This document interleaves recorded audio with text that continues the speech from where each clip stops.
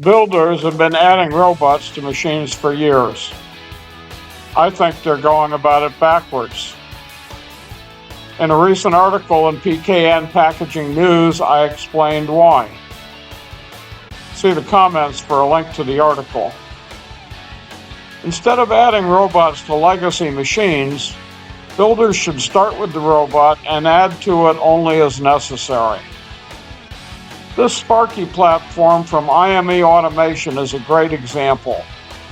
A Scara robot erects and tucks closed a folding carton at 15 to 20 cartons per minute. What could be simpler? I'm John Henry. I wrote the book on packaging machinery. Buy it on Amazon. There's a link in the show notes. What projects are you working on now? Call or email and let's chat.